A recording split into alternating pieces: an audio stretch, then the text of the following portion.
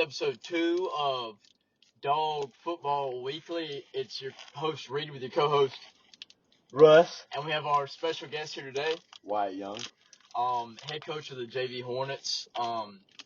First off, before we get started, Coach, how's the season been so far? For the Dogs or for the JV Hornets? For the Hornets, Coach. Well, the JV Hornets, I've won 3, lost 2. Pretty upsetting. The 2 we lost one on a buzzer beater dunk in the JV game, and lost another one the other night by 2? Yep. It's been pretty disappointing in those regards because we don't like to lose. We're winners. So hopefully we can turn this thing much around. like those Georgia Bulldogs. Do you think the talent level is there though for this JV team in the future? I do. I'm really looking forward to seeing these guys grow up and just be studs as well as academic weapons. Super proud of those guys. Yeah, I got a few of those guys. Anyway, but to today's topic, Oscar Delp. Don't know a whole lot about him. He's a 4-star coming out of high school, #1 tight end in his class. But, he may have a big role coming up in next week's game. He played a lot in the semifinal. Obviously did not catch a pass. But what should we expect from him, Russ? I think we're going to see a bigger role with, especially if Darnell is out this week. And got to step up and make some plays. It's going to be rough.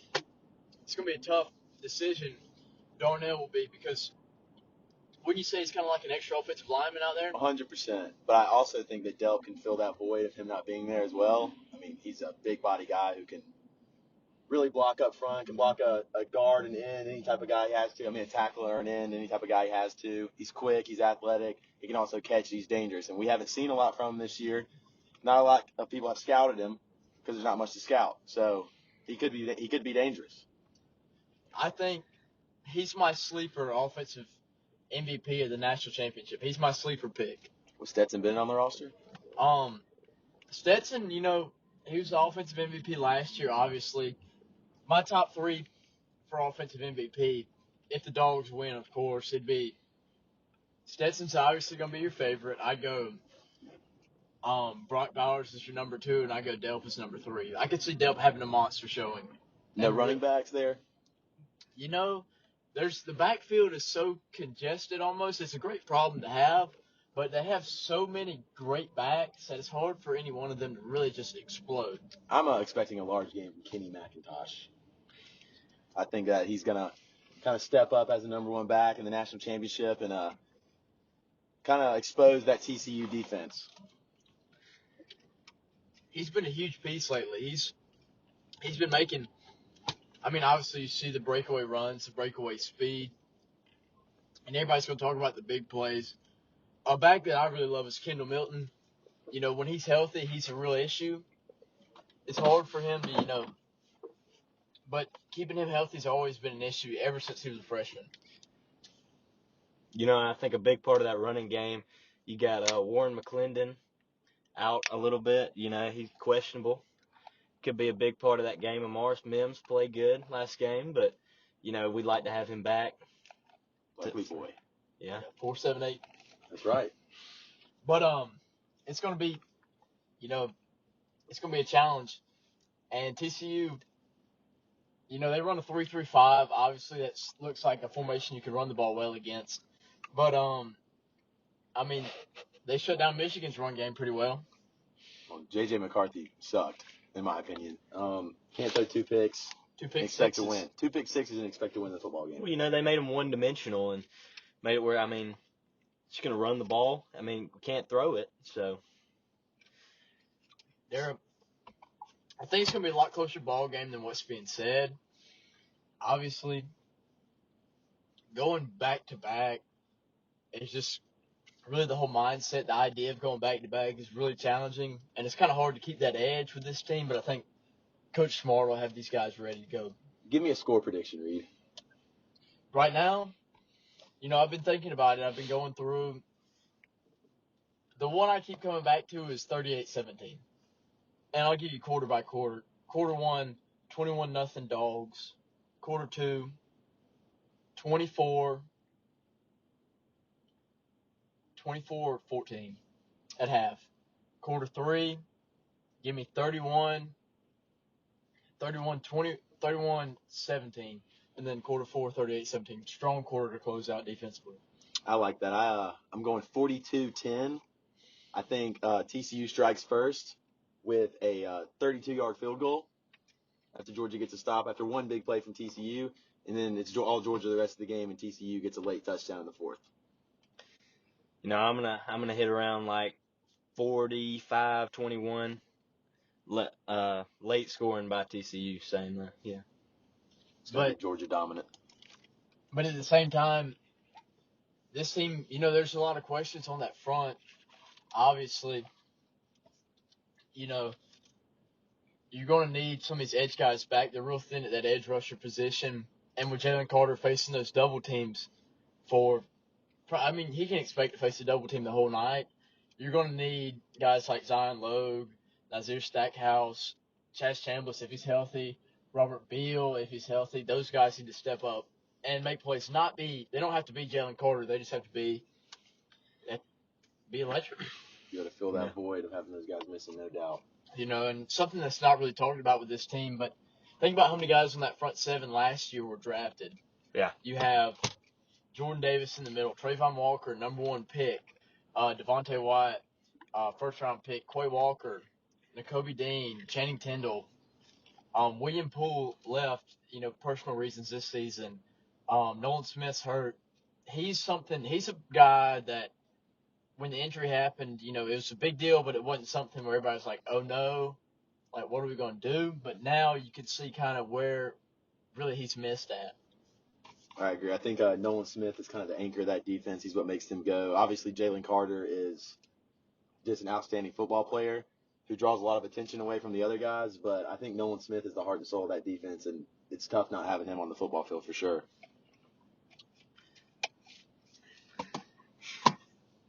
These young linebackers going in, they have a lot of talent with their linebacker group, and Jamon Dumas-Johnson, he's played well.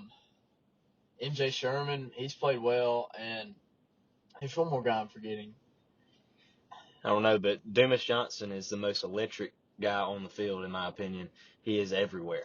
They're obviously all young, and they don't have that same experience that your linebacker group had last year, which that's obviously could scare you. And they're very aggressive, which I like to see in a linebacker. But sometimes they're overly aggressive and they can leave massive holes. And TCU's run game isn't something that's talked about a whole lot. But, they ran on Michigan. And Michigan was one of those teams that was supposed to have a top 5, top 10 defense. Well, TCU's down there. They're questionable. Their leading rusher is questionable. But so that could play a big role in their run game and how they approach things. So I'm thinking to see more passing if he's not playing. Yeah. They need to make TCU a one-dimensional football team, and really just that first quarter is going to be huge for the Dogs. I feel like they can jump out in front early, then they can just set up the rest of the game and almost not coast throughout the rest of the game. But if you can get up by 2 to 3 scores in that first quarter, then you can just sit back and make them throw the football on you the rest of the game and just kind of play keep away with the ball. Yeah, I think going back to what y'all said about keeping them one-dimensional, obviously if you can keep Max Duggan standing up in the pocket and not being able to get outside, not being able to, run downhill, I think it becomes a different kind of situation for Georgia where Georgia will dominate the entire football game if all Max Duggan has to do is throw the football. And I look forward to the game, and I really think that Georgia will do that.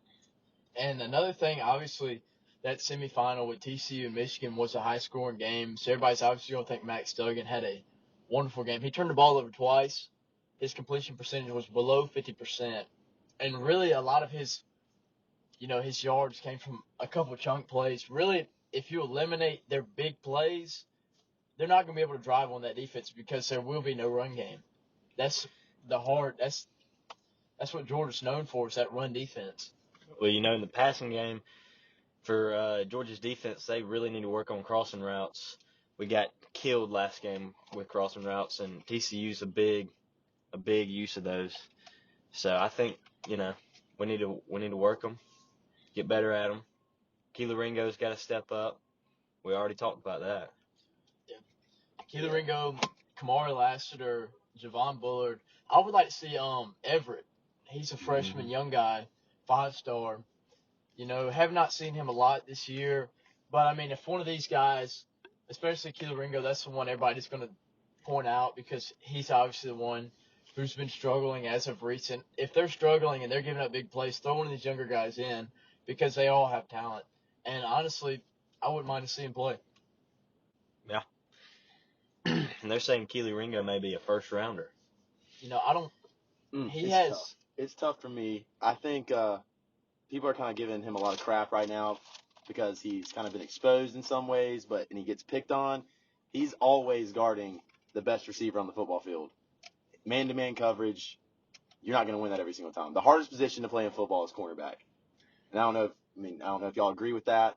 I played corner. I've seen people play corner. I think it is a extremely hard position to play because you're lining up across another outstanding athlete, and you have to be able to watch his hips, run with somebody, have the speed, have the athleticism to be able to break up plays and to make tackles in the open field. And I think it's a tough play, and I think Keely Ringo is first-round talent, regardless of how he's played the last 2 or 3 weeks, in my opinion. I think he has a special build as a corner.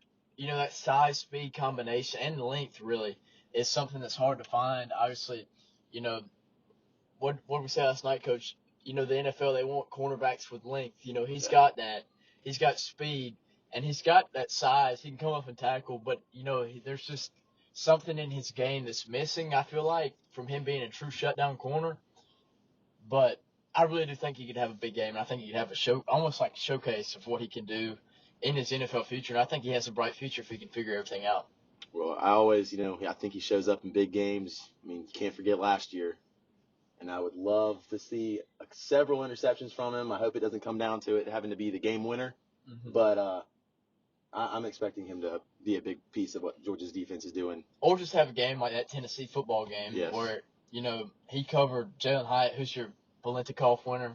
I don't know if that's how you say it. It's close enough. But he's, wide receiver of the year. Before the game, I heard that Kirby Smart kind of pissed him off, really dogged on him. Made him out to be not as great as he is. But I'd like to see kind of a fire lit inside of him going into this week. Well, let's talk about Stetson Bennett and what's been going on with the troubles he's been facing and the criticism he's getting from it. He's not.